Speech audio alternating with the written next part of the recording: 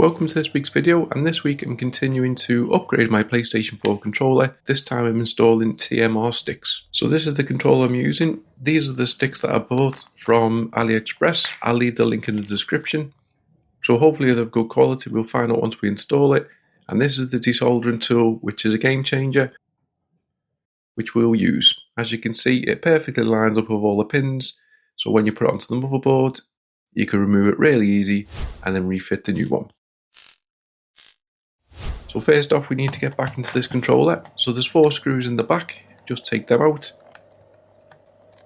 And then you just peel it away, nice and easy. Just very carefully remove the ribbon cable. We're done with the back piece, and then we'll disconnect the battery. Just pull it out without pulling the wires, and then there's 1 screw in the battery holder. So this lifts out on the wipe. We then got 1 ribbon cable to the motherboard, wiggle that out, and then we can release the motherboard itself. So there's 2 wires either side, just remember which way they go. I've been known in the past to put them in the wrong place. And then we can remove the motherboard completely. And then we can remove the caps, and then we can look at the joysticks we're going to remove. So same things what I normally do, I'm applying flux to all the pins on the back, and then some fresh solder. So this just freshens the solder up because obviously it's been there for several years, and it's going to make it easier when we try and heat up to remove it. So I'm going to pop the desoldering device into my TS101 soldering iron, and then I'm going to drop the heat to 360, as this is what's worked best on PlayStation 5 boards. And then all you need to do is simply line up along the back, keep it held on. It can take seconds, sometimes it takes a couple of minutes. The joystick can sometimes heat up, so I'd advise using some pliers if you got them, and then just keep pushing on the back to keep it warm, and then just wiggle away on the joystick, and eventually it will come away. And then while the board's still warm, come back in with your new TMR stick, line it up as best as you can, put your soldering iron on the back of it to warm up all the solder pads, and then push it in. Make sure you push it in as far as it can so it fits nice and flush, and then we can check the pins when we come back to it later. So then we'll move over to the other one, same again. Put the desoldering device on the back so it starts melting all the solder pads. Leave it on there for a good couple of minutes, and then apply your soldering iron. And then use your pliers to hold onto the joystick, and then just keep wiggling it back and forward. Don't be too rough with it, you don't want to damage it. As you can see, it started coming away from me holder here, so I had to struggle a little bit, but eventually it came off.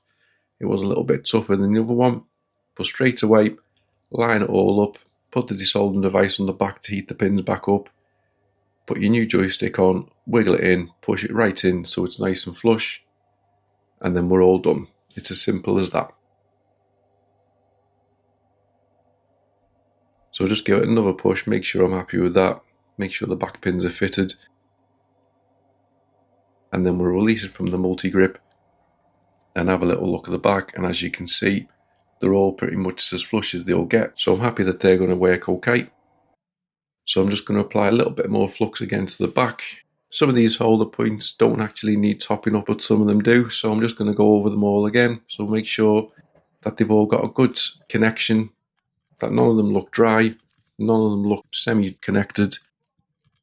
And then we come in with some isopropyl alcohol to give it a good clean, get rid of all the old sticky flux. Put our caps back on.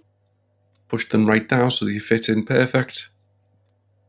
And then we can put the motherboard back into place. So just pop it in, just move the wires out the way. We'll fix the ribbon cable in a minute. And then come in with your soldering iron, put your 2 wires back on either side. As I said, make sure you put them the right way, as I'm doing. I never make that mistake. And then get that ribbon cable to the top, wiggle out, line up, and then push it into place. Be careful not to damage it, you don't want to be ruining anything as we're so close to finishing. And then the battery holder lines up, so you just pop that in. We got 1 screw in the middle, so it all looks good on the front. We'll come in with the battery, plug it in, hook the wires underneath, and then pop it into place. Reconnect the ribbon cable. Just be very careful with this part, because sometimes the pins can bend backwards, so you just have to be very careful. And then the front fascia clips together with the back, and then we're almost completed. Light flashing, which is always good. We've got power. We've got 4 screws in the back, and it's nice and easy. One of the best and easiest controllers to take apart.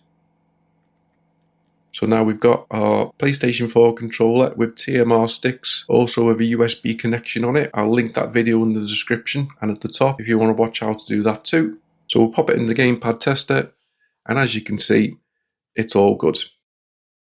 I'll link the gamepad tester into the description, and I'll also link how you can do some fine tuning if it's not quite right, so you can make it as perfect as possible. But thanks very much for watching. Please like, comment and subscribe.